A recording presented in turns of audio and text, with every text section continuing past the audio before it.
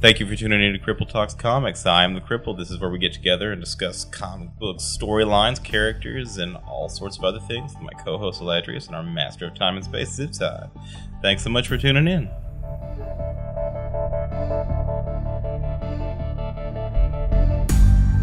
Welcome back to the Cripple Talks Comics. I am the Cripple with my illustrious host. You know, we got like the opening or whatnot you could just put. Yeah, but I still want to welcome people with like a non-computer voice. Why are you being judgy? When he says Mark, we can just start talking. Like today's topic is... Whose name is on this? Nachos. Point It says taken. Cripple. Point taken. Is your name Cripple? But it's my moniker. Can I see your driver's license? It's the moniker. We might have to do a new mark. Probably. Apparently the master of time and space has ruled that we will not cover this. He has denied us a repeat. So, I guess this week we'll be covering. This podcast will be covering reboots and separate universes. I think that's what we're going to do. We'll give you guys a little bit more of a taste of our personalities before we start rolling into individual issues. Where we fall on just general comic topics. And I think what I'm going to do is also let you guys know the two upcoming issues we will cover. So we can I'd like to get as much feedback as possible. If you guys have any different ideas, we are going to be covering DC's Green Lanterns and Jane Foster Thor. Those will be the two comics that will be coming up next month after these come out, just so you guys can get prepared. And also, suggestions are always welcome. All right, so what are we gonna start with first? All new, all different, or Rebirth? You mean not really that different, kind of the same? And oops, we really messed up with that first reboot.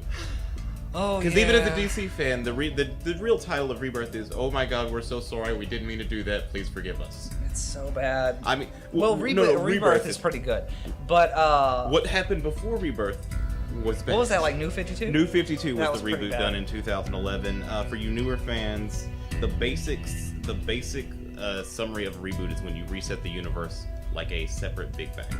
So, I believe it was 2011. DC launched an event called Flashpoint. All the Flash fans were really excited because the Flash became relevant for once. For once? Okay. Are you sure he wasn't pretty relevant before that? Maybe that's just my saltiness because the Master of Time and Space is a big Flash fan, and any way to wound him makes me happy. I could be so mean to you right now. Like you're not gonna be anyway. What do you gotta say? Martha. Okay, look. No, Martha. Look, that movie wasn't that bad. Martha's not gonna die tonight. Okay, the movie wasn't that bad. Anyway. No, it was pretty bad.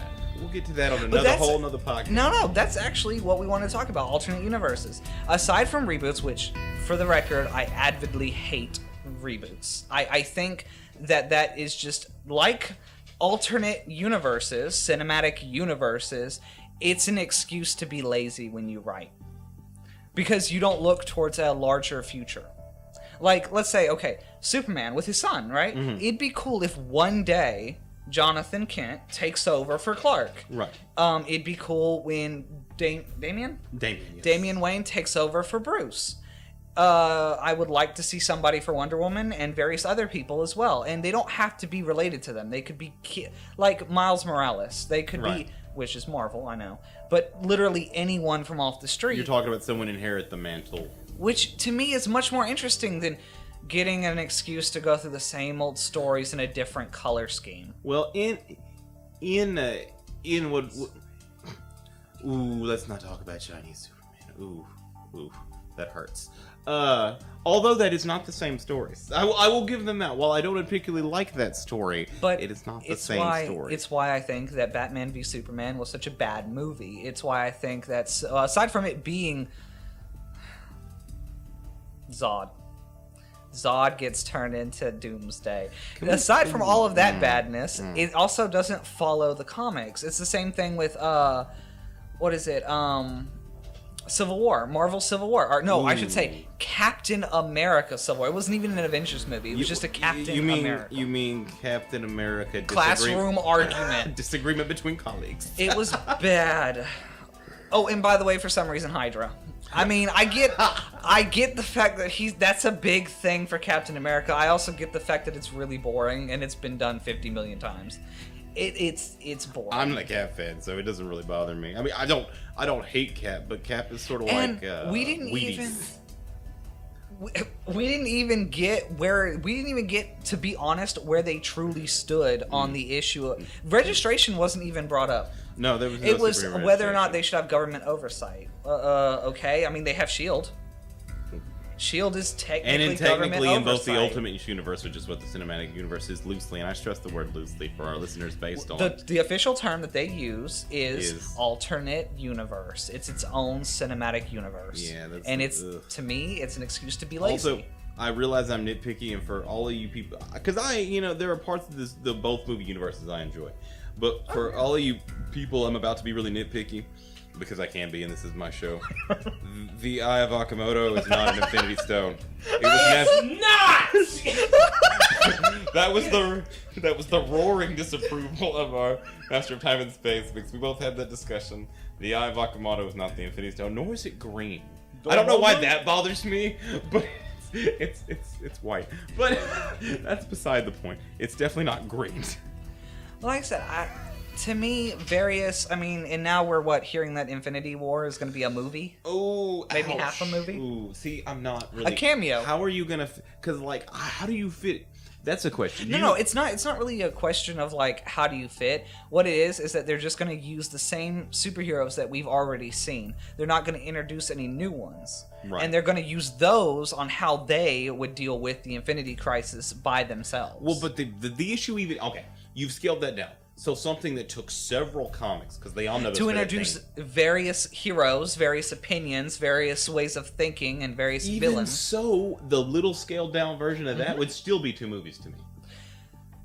Because each one of those Infinity Stones is guarded by nigh impenetrable forces. Unless you're going to do the 80s montage. They collected most of them, right? So they just have to, show up and ask for them.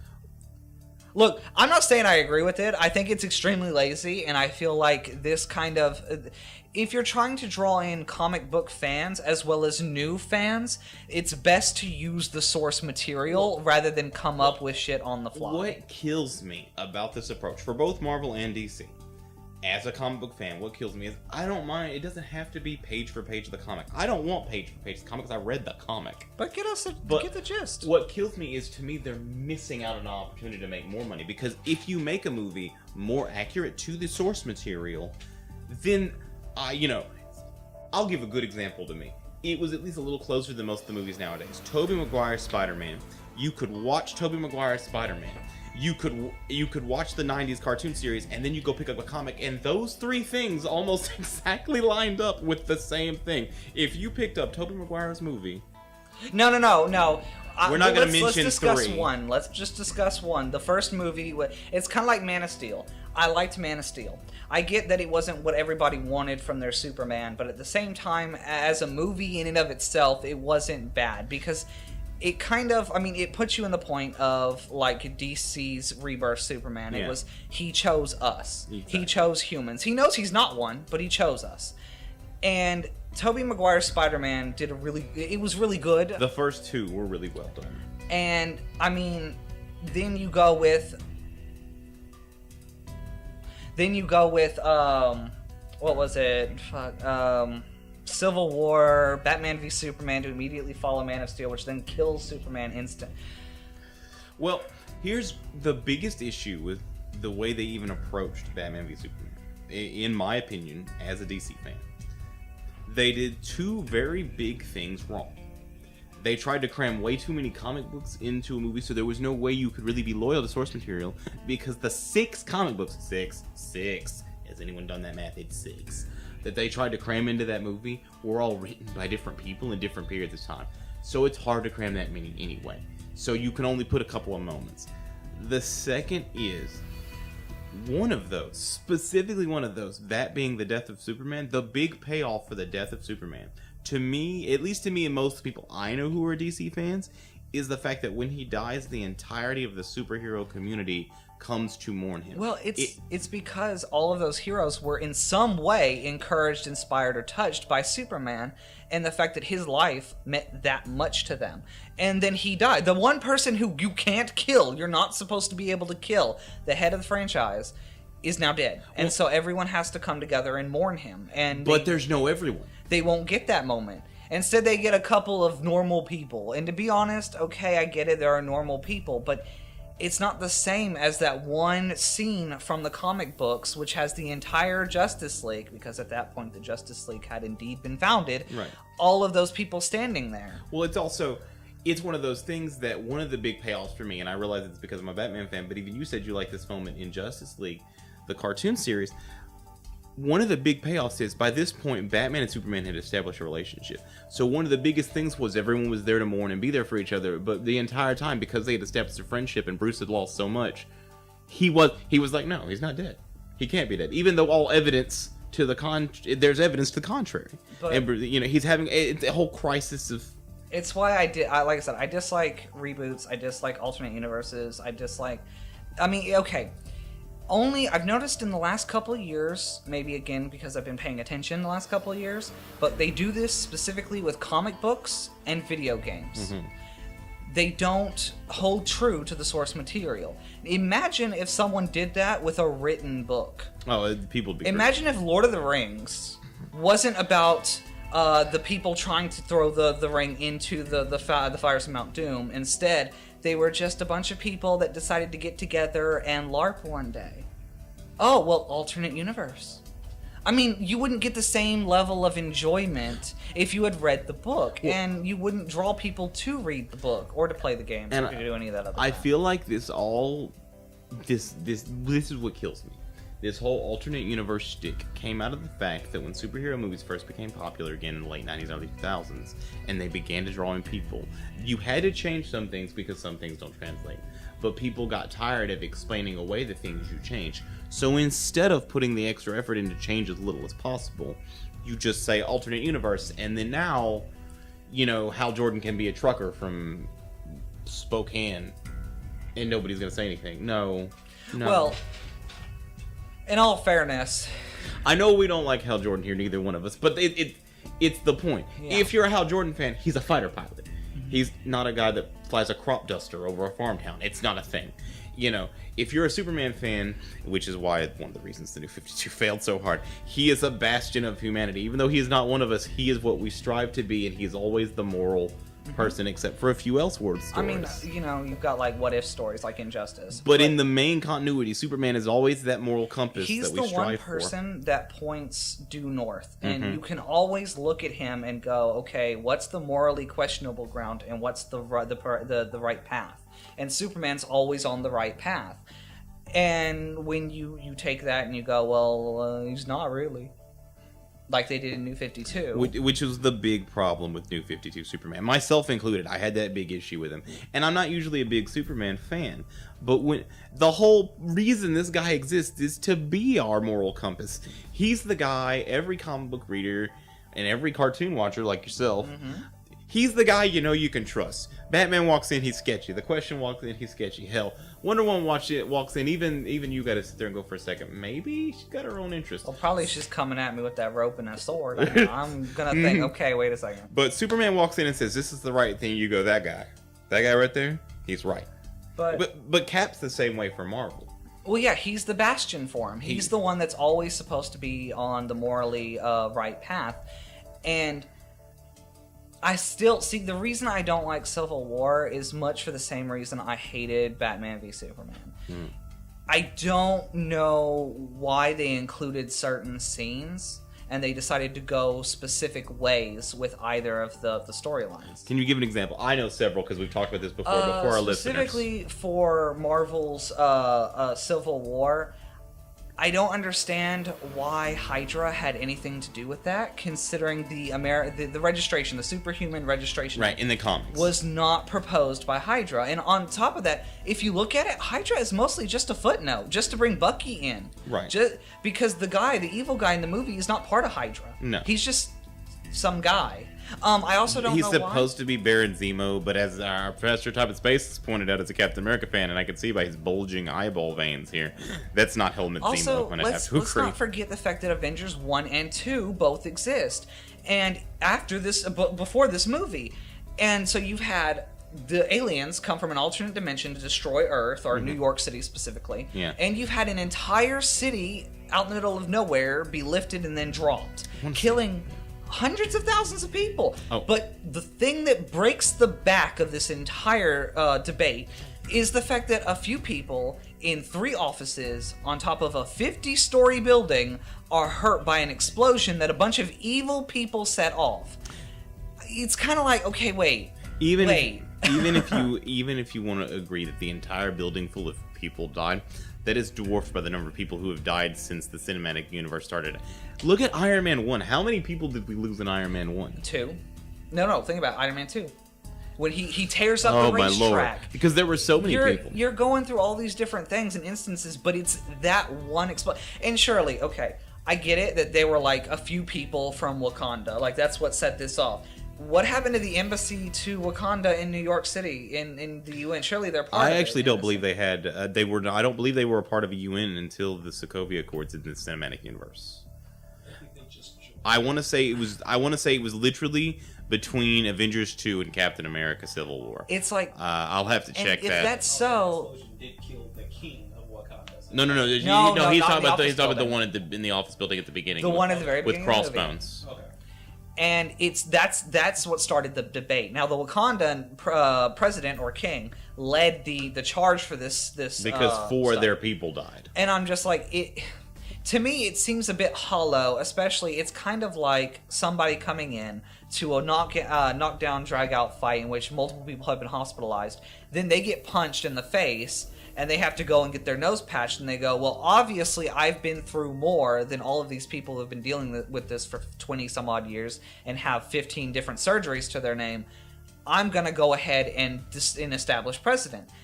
It's a bit late. It's a bit like, okay, wait a second, I need something more. Obviously, there's got to be more to this story. And with Civil War, there really wasn't. I mean, at some point, it was... Like, I'm trying to remember some of the details because the movie was that memorable to me. What was the reason that Bucky had to register, or he had to become under because he control? supposedly they had some very circumstantial evidence. I want to point out very circumstantial for this giant manhunt that he blew up the UN in wherever they were signing the Sokovia Accords. I'm trying to remember because that movie I've slightly more memorable for me. But we have in still. today's technology, we can tell when a video is doctored, and we couldn't tell that one was doctored. Well, what all? The prosthesis face mask, yeah.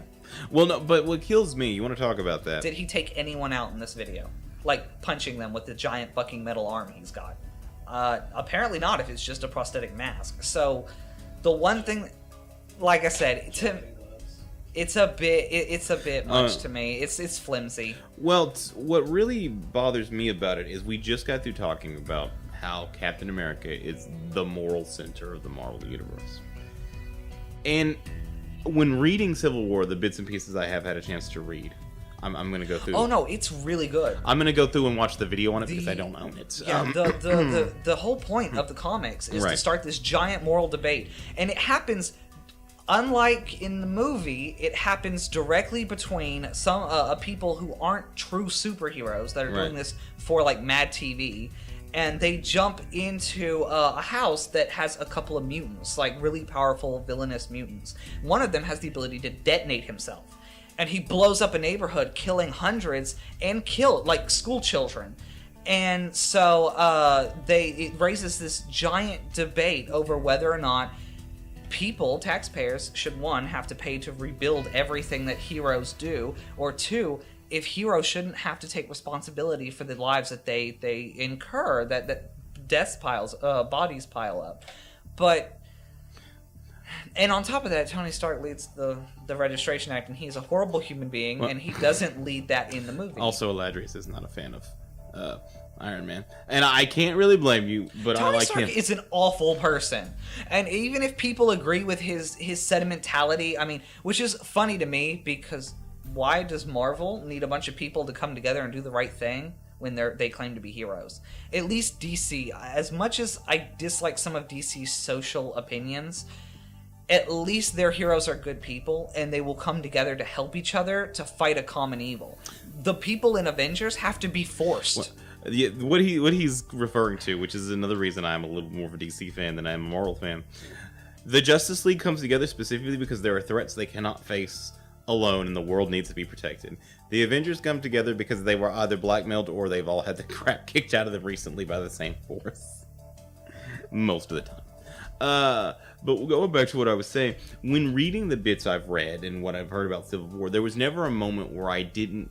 I mean, you have the debate, but there was never a moment where I was almost certain Cap was on the right side. But they didn't talk about registration at all. No. They talked about oversight. They talked about government controlling, specifically the Avengers. Right, not even heroes in general, which would have... Because they were like, where do we send the Avengers? We have to have countries okay the Avengers. And I'm just like... It misses the base point behind what Civil War was about. And... it, like, for something you expect to be hard, like epic, like I'm talking about going back to Lord of the Rings, some serious battles, like some serious fights. You don't get any of that. You get the airport scene, which I'll grant you was probably my most entertaining moment of the entire movie. Oh, definitely. That was hands down. But it still wasn't enough to make the movie one of my favorites. Well, like I said, one of the biggest things that bugs me, like I was going back to what I was saying about Cap. You, even in Civil War, whether you agree that superheroes need to be registered or not, you can generally agree that Cap is taking the right approaches and generally in the right area of mindset.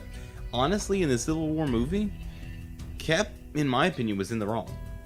Just because he's your old buddy does not mean that you can completely... He did deserve to be apprehended and questioned, at the very least. And Tony was extremely bipolar the entire movie. Well... we can all agree that the third act of that movie should not have been there. Can we all agree that the third act of that movie, there was no point? After the airport scene, there's no... You've literally watched the best part of the movie. You can skip the airport scene and go to the Stan Lee scene and have not missed anything. I'm going to pop in on this one little thing. The only reason why we need the third act was to see that ass whooping that Tony got. I'll give you that. That was pretty cool. Watching two old men beat up a rich guy was pretty fun. Well, he kind of held his own, especially since... he did that BS move where he told Jarvis to go ahead and like analyze Captain America's move and then just kind of program the suit's reaction, and that's why he was able to punch the crap out of Captain America. Which I thought, if you could do that to begin with, why wouldn't you automatically have Jarvis set to analyze your enemy's fighting pattern? They introduced, or not Jarvis, My Girl Friday. Jarvis's vision. It was My Girl Friday. No, I'm gonna say the whole word. It's kind of like the malefic Black Crystal. I'm gonna say the entire word. What? That's a Sailor Moon reference. Also, if you guys like us, we can do anime. And not that one. No, not that one. But it's like, with Civil War, I hated the fucking kryptonite spear. Oh, you're talking about with Batman v Superman? Yeah, sorry. Batman v Superman is what I meant. I hated the kryptonite spear. I hated the fact that but 2 scenes ago, he couldn't fucking come near it. Then he could grab it and kill Doomsday with it. On top of that, I don't know who decided that Metropolis was right across the bay. Oh, don't. Ooh, I'm a hardcore DC fan. Don't get me started on that. I feel like that was the laziest writing because the man can literally fly faster than jets. What you are literally doing makes absolutely no sense. But maybe it's why I liked Man of Steel so much, was because so far in the current iteration, I don't have any villains from DC that I like aside from their take on Zod. Their take on Zod was pretty good. The actor wasn't bad, and he was extremely... he held true to what he wanted, which was a new Krypton. He didn't... I actually think, much like their take on Superman was humanizing, one of the things I liked about their main version of Zod, and don't get me wrong, I enjoyed the Christopher Reeve Zod for being just straight up evil invader. I enjoyed the fact that you could hear Zod's speech about Krypton and about why he would sacrifice Earth to set up Krypton and go for a minute. I feel bad if for my this people, right? Exactly. Because during that speech, I legitimately thought, well, if that had been my race, I could kind of see where he's coming from. Like, what's your problem, dude? We're gonna reestablish Krypton. It's cool. My only question though, if he could terraform, like, was there anything super special about Earth? He was looking for Kal-El. That was the entire He could thing. have just gone to Mars and like Theoretically, because they gave us no explanation, the terraform machine could have done it. I think the whole point was because remember, the whole point is Zod was genetically made to be a soldier, so he's very reactionary. I think the entire reason he did Earth was Kal-El, which to me is within Zod's character. Kal-El spurned the offer to join him, and so he's like, well, if you're gonna be stupid, I'm just gonna take away the one thing you care about, and then we'll be good to go. Because it's blood. He needed Kal-El's blood. You're right. Yeah. Thank you. It's been a minute. It's Yeah. been a minute since To bring back all the Kryptonians needed. God, that movie was good. I need to rewatch it. But Henry, Spaces out. but by the way, Henry Cavill, you rock, sir. If you should ever come across this, sir, you rock. Yes. But I mean, it's like going back to reboots. It's what was it? I heard somewhere. Probably don't quote me on this. I'm probably wrong.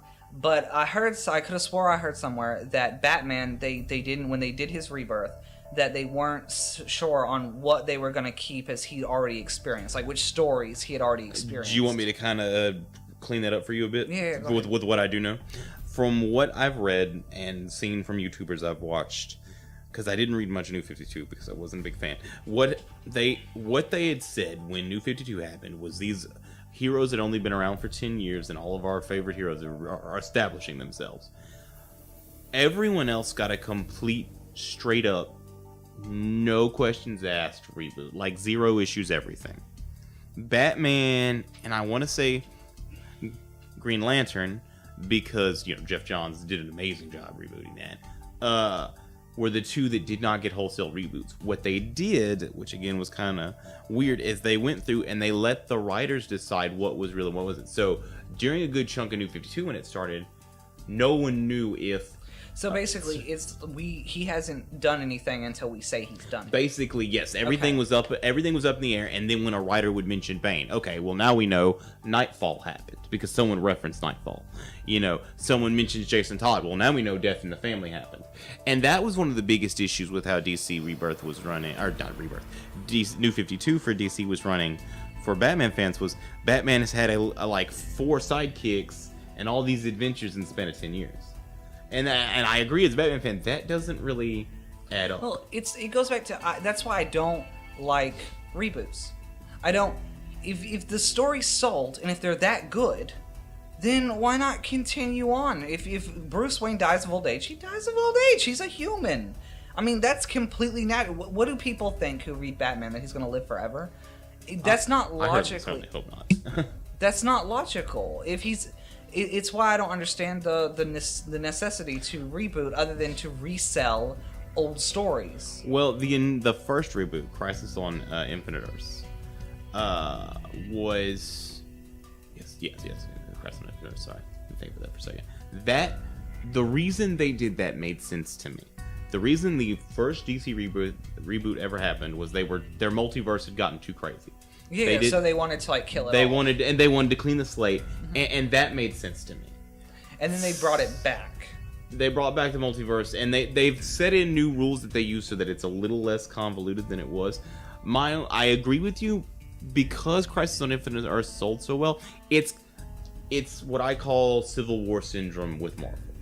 Because Civil War sold so much, Marvel has a big event like every 5 minutes. Like more often than you need to have a big event. Because the whole reason Civil War was so great was, if you look at it, for I want to say at least 2 to 3 years, there were storylines leading into Civil War. Don't quote me, but it was more than just a couple issues. The things had been leading to Civil War, House of M, and all of that for years. I mean, things had been leading to that. Things had been building up. And if not like hundreds leading to it, definitely after the event occurred, there were tons of tie-ins. Tons. But and Marvel, now they have an event every year. And I mean, that's kind of cool, but at the same time, it takes away the specialness of an event. That's what I call Civil War syndrome for Marvel, and I think it's some kind of like, you have to put in the time and effort for story progression to happen, right, before you do the big reveal of the event that the story progression has been leading to. If you don't, and you just go, surprise, there's a man behind the curtain, it loses the impact as if you had had people trying to come to cope with there was a curtain, the fact that we had to reveal the curtain, and the fact that we found a man behind the curtain. Right. Well, it's one of those things that you say you don't like reboots. As much as you don't like reboots, I also hate a missed opportunity to do one that's needed. And I'm going to give you the greatest example. DC should not have rebooted the New 52, which is why Rebirth is so good, because they're finally fixing a lot of the problems with New 52. I enjoy Rebirth, but DC does get a black mark in the fact that Rebirth had to happen. Well, that and the fact that it's also its own reboot. I mean... it's what you call a soft reboot. It's still a reboot. The dirty word. I don't disagree with you, but at least it's improving on what was bad with New 52, and it's going in a good direction. But you are right. The fact, like I said, the fact that it had to happen is frustrating, but Rebirth is good. Marvel, to me, if they built up to Secret War, and so you're like everything building up to Secret War, because I watched all those videos. When I say videos, by the way, I myself view two big YouTubers for that. I want to give them a shout out. That's Rob over at Comics Explained and Benny over at Comic Story, and those guys are great. Check them out. Rob does more lecture style stuff, and Benny does more dramatic stuff, but they're both really good. Check them out. I watched the videos for that, and I read some of that. Everything leading up to Secret Wars until about halfway through screamed reboot. And that's fine. You want to reset the multiverse. You want to bring Marvel back to brass tacks. There are several characters in Marvel I would have loved to have seen gone back to some of the basics. But then it's like they got gun shy halfway through. It's not a reboot. Okay, but they did. They did. Did they? They decided that it wasn't going to be a reboot. Halfway through. Towards the end of Warworld, they decided that they didn't want to reboot. So, and technically, if you look at it, the heroes themselves aren't rebooted, right? And the world that that Reed Richards himself created isn't rebooted, but they're still making new multiverses, and still his son is. So technically, those universes themselves have been rebooted. Which to me, some people may like that. To me, either do it or don't. It's weird. It's not the best way to do things. I also, like I said, it's just. And I mean, don't get me wrong. Some great stuff has come out of all different Marvel. Even stuff we don't agree on, but some great stuff. I'm currently reading Jane Foster Thor. I'm loving that because I was never really a Thor fan. Yeah, no. I love Jane Foster. Not cinematic universe Jane Foster, but comic book. I think we can all agree cinematic universe Jane Foster is not Jane Foster. I love the comic book Jane Foster. I love the fact that she has to go what she has to go through, and the fact that she does indeed suffer from cancer, and the fact that it is in. The treatment that they give her for cancer is entirely accurate. The fact that it's not passing shot in the arm. No, it's literally the drip of chemotherapy and the symptoms. And for all those hardcore bro dudes out there, dude bros, Odin's son is still alive. The Thor the Unworthy is the set he's talking about. Certainly is unworthy. Like I said, I have not read Thor the Unworthy. I'm waiting till they reveal why he's unworthy, and then I'm going to go back and review those issues. But it's one of those things. There's some great stuff. I, as a classic Hulk fan, do not like Amadeus Cho. I realize I'm probably in a minority from what I've seen online. I'm sorry. Well, Hashtag not my Hulk. You're not getting Bruce Banner back. He's dead. Bruce. Well, for now, he's dead. For now, it's still a comic book, and we like George R.R. Martin in Game of Thrones. We can bring a bitch back. Hang on, I gotta show a single solitary man tear for Bruce Banner. Okay, we're good. Don't worry, I'll get you a cape that cleans those tears off. See now that was a good thing came out of Marvel Cinematic Universe. The cape was Can the cape win an Oscar? I feel like the cape should win an Oscar. Can I nominate the cape for an Oscar? The Doctor Strange cape was pretty. I mean, I don't know. I liked the whole movie. I did. But no, I'm not a big Doctor Strange comic book fan. So if it is completely different from the comic books, I will understand reasonable outrage. Well, the fact that you guys have an issue with the Eye of Agamotto, I get. Well, I did admit that was nitpicky because it was still a great movie. Well, no, I get it. It goes back to the whole, this is an alternate universe so we can be lazy in how we write stuff. I get that, I do. But I don't get the hate for the fact that the Ancient One is not Asian. Well, do we have a quota for Asian people? Wong, the fucking what's his name? Cho. What's his... you talking about the actor's name? No, the character's name. His name is Wong. Wong. Okay, I was right. He's Asian. Wong played Wong. He's Asian. I think his name is like Benedict His Wong. name is Benedict Wong. Yeah. He played the fucking Asian character. By the way, understand. Benedict Wong, you did an amazing job, sir. He's an amazing actor. He really is. Marco Polo. But I really liked him in his character, and I feel like, okay, that we got that Asian character. We had a few others that were in the background. We had the black guy that was... I enjoyed Who was Baron Mordo. Well, he will become Baron Mordo. He's currently just Mordo. I actually enjoyed that. You want to talk about a fresh take on a character? Because I did not like old school Mordo. This guy, but I'm always a fan of villains who... you don't necessarily have to empathize with him, but at the same time you can go, you got to that by logical conclusion. I don't get the same place. But it's one of those things that speaking of the Ancient One, it kind of outrages me a little bit that people are like, okay, well, Iron Fist is white. Mm-hmm. He was in the comic books. Mm-hmm. But the Ancient One is not Asian. So, wait.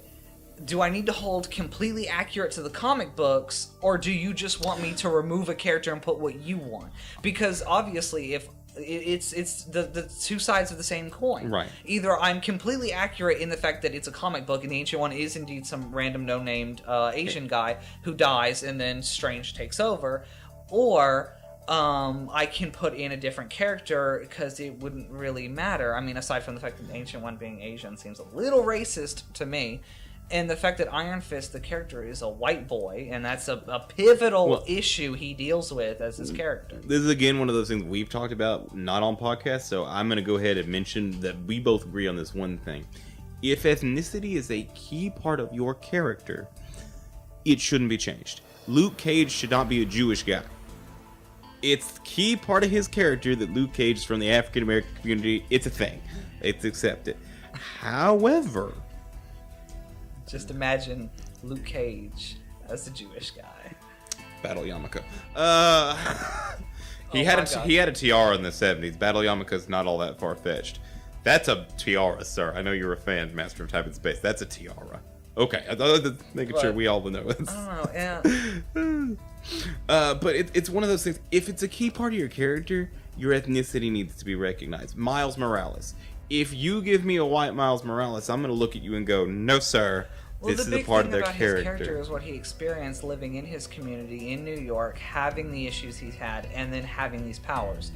I mean, that to me, I would be like, okay, well, I don't really agree with people who are like, you should be a good character on your own without the color or the sexual orientation or the gender. They affect who you are. Those affect your experiences. As a gay man, I've gone through many a parking lot holding keys in my hand in case somebody comes up to me. Because you know when people look sketchy. Mm-hmm. And that affects how you perceive other people. I mean, if you're black or Hispanic, you probably don't look at the police the same way white people do. No. I mean, the way you look or perceive people can be dictated upon based on your past experiences and where you come from. Well, it's the same thing. As a disabled person, I generally assume that anyone who walks too close within me that I don't know could physically accost me, because it's easy enough to think, well, if I'm going to mug anybody, I can mug that guy. It's a part of who you are. Now, should it be your only factor? Should it be the thing you fall back on? Probably not. You should probably have more to your character than just, that one time. It should be, okay, from that point, I have then established more stories about my character, more feelings about certain things. Going back to comic books and various characters therein. Why did you side with Captain America or Tony? Why do you side with Batman and Injustice versus Superman? Right. These things. And I mean, it should be a factor, but it should not be your only driving force. And I realize for comic books especially, it's a hard thing to do, because in the 50s and 60s, there were characters who were specifically made, I know we'll all agree on this, to specifically pander to groups, and they didn't really iron out who they were. Nowadays, they're beginning to do that, and that needs to be applied to everybody. You know. I mean, it's like, take for instance, and again, I'll try to keep it brief because this is not what the episode's about. But it's like I keep going back and seeing, okay, LGBT community, right? That's when people talk about that, and then you have a character that is really good, and the story is really good, and you don't tell anyone about the sexual orientation. Iceman from X-Men, who everyone assumes is completely straight, and then he comes out and goes, well, either I'm bi or I'm gay. And then all the fans get really pissy because, they're just doing that to pander. If I don't put it out in front of myself like a fucking sign and you can't see it, then you're gonna assume that I'm just pandering. But if I put a sign on myself and I say I am gay, you're gonna assume that I'm not a good character. That's all that there is to my character. Right. So no matter, it's a win, it's a lose-lose for me. No matter what I do, I'm always gonna be labeled as something less than. And you can do that with a ton of different characters. And in comic books, something that is a graphic novel, something that is very visual when you look at it, it's kind of hard not to iterate, okay, this person is black. We drew him with a black marker. This person is white. We drew them with a white crayon. It's like, you see it. I mean, and it's very telling as to what the character goes through.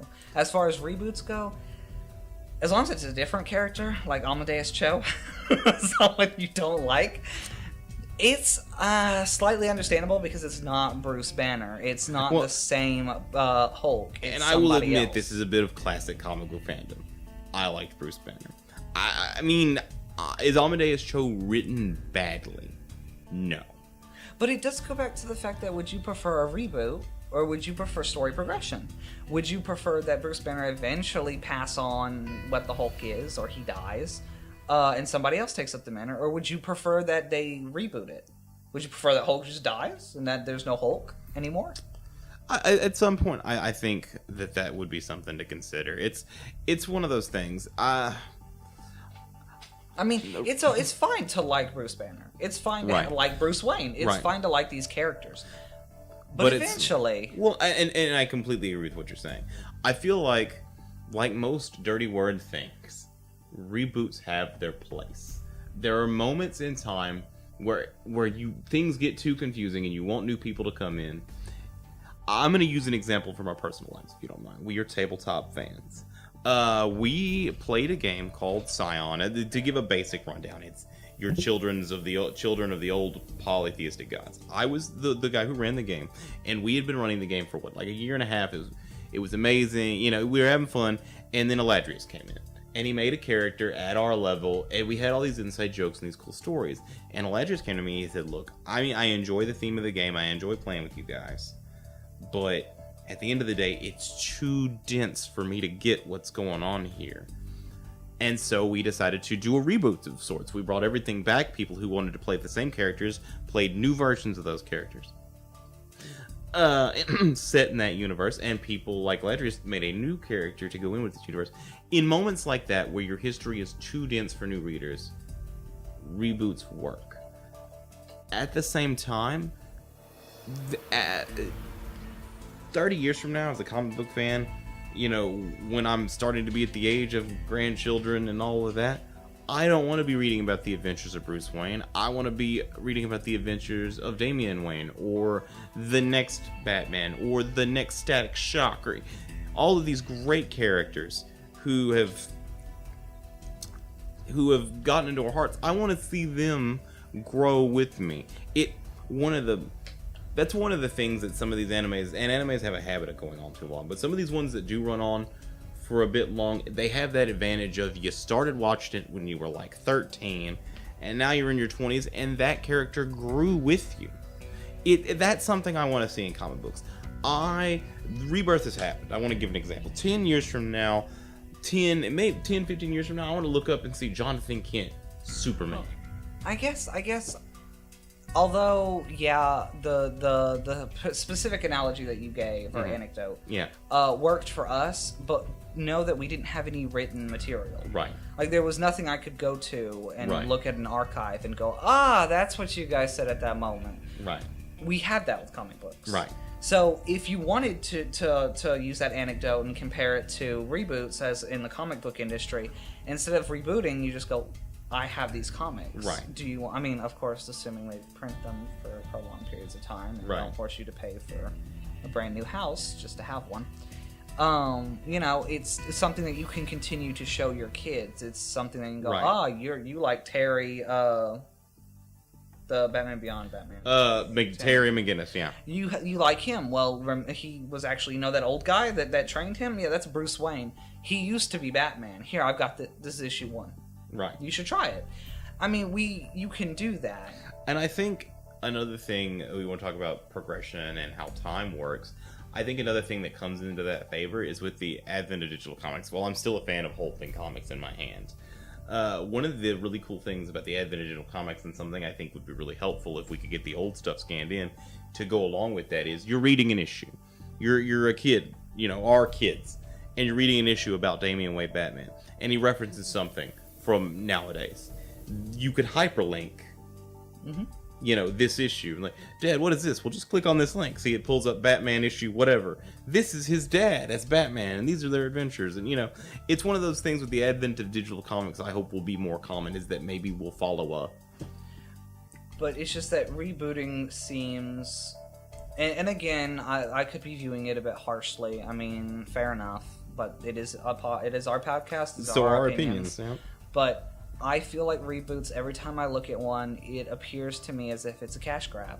It's us saying, oh, we'll update the character a little bit, and then we'll redo the stories that we've already sold to you.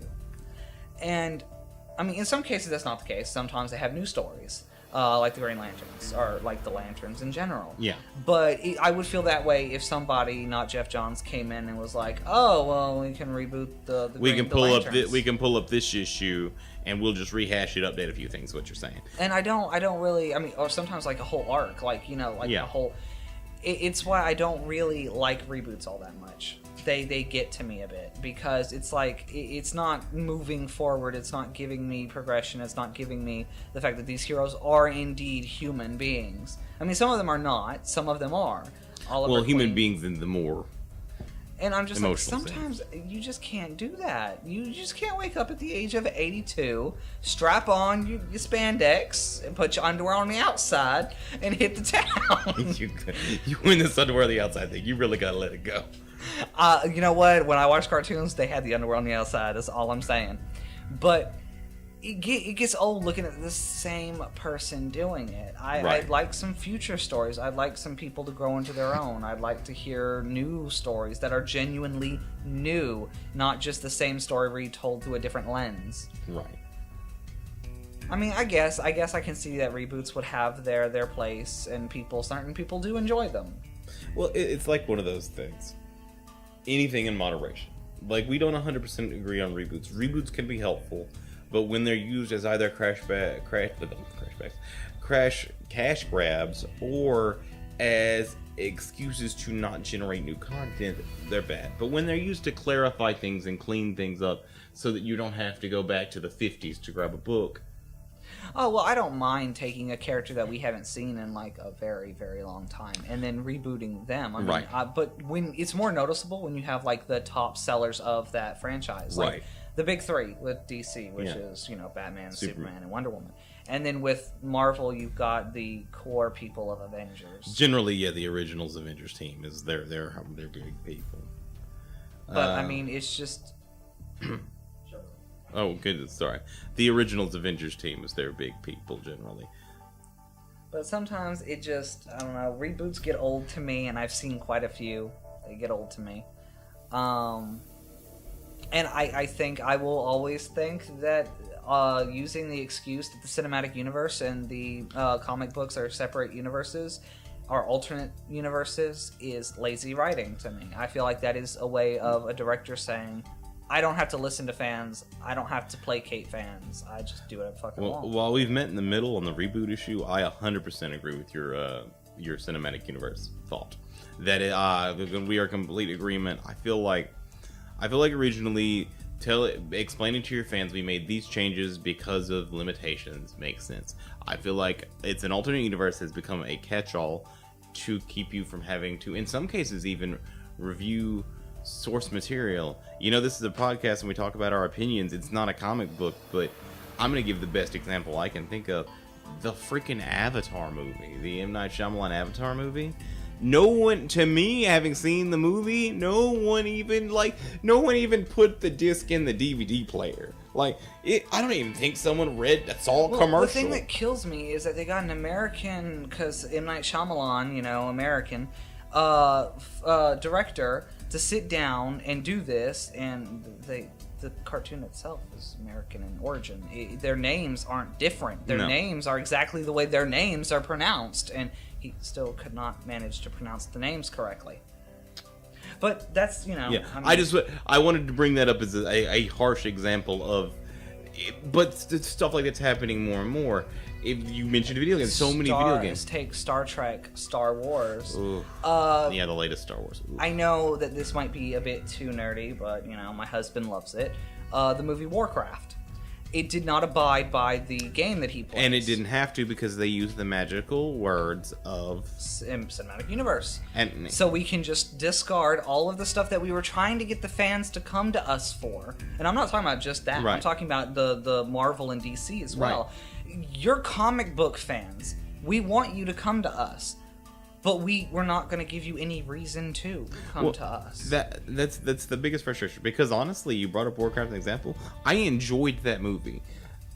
Cutting off all my knowledge of the games. I played the MMO and all that in the strategy game as well. So I'm aware of the lore. If I cut off the part of my brain that has all this content, it was an objectively good movie. But why can't we put the extra effort in to make them objectively good movies that translate source material? Like it, I mean, it's just, to me, people are just, it's, our medium is very beloved because it's a great medium, but at the same time, people realize that it's now making money, and rather than respecting where it comes from, they'll throw some stuff that looks vaguely like it on a screen and pray it sticks.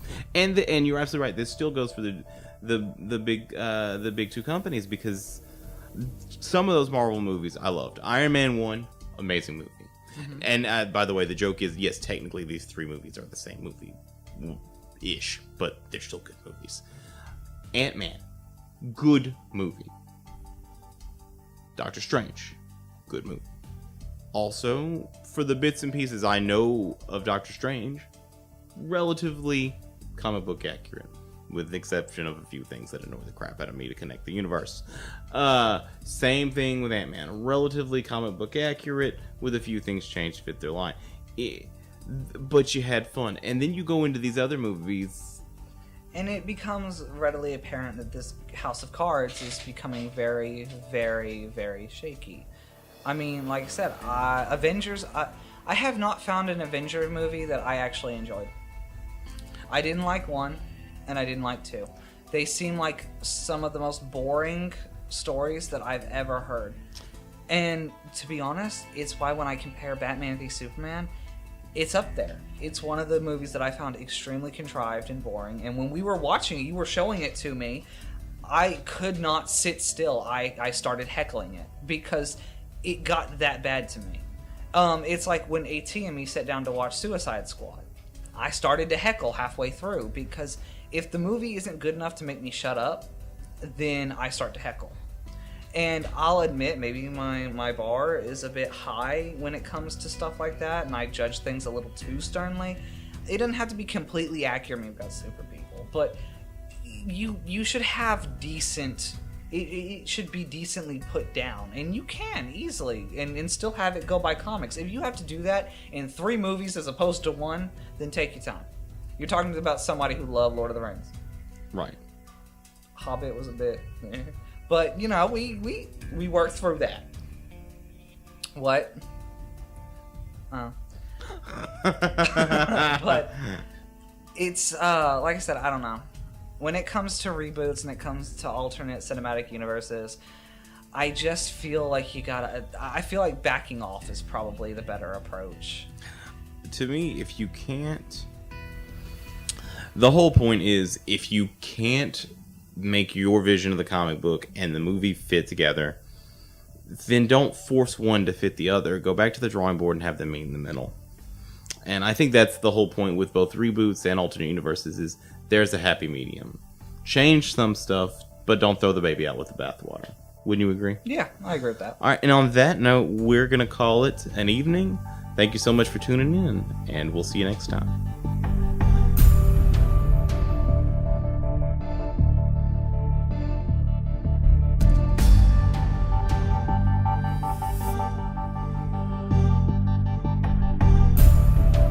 This is your master of time and space, thanking you for listening to the Cripple Talks Comics podcast. If you have any questions or suggestions for us, go ahead and send us an email at crippletalkscomics@gmail.com. That's crippletalkscomics@gmail.com. For more content, check out www.rebelsaga.com, where we cover conventions, video games, anime, and more. You can listen to this and all other archive podcasts at iTunes, Stitcher, and rebelsaga.com. That's iTunes, Stitcher, and rebelsaga.com.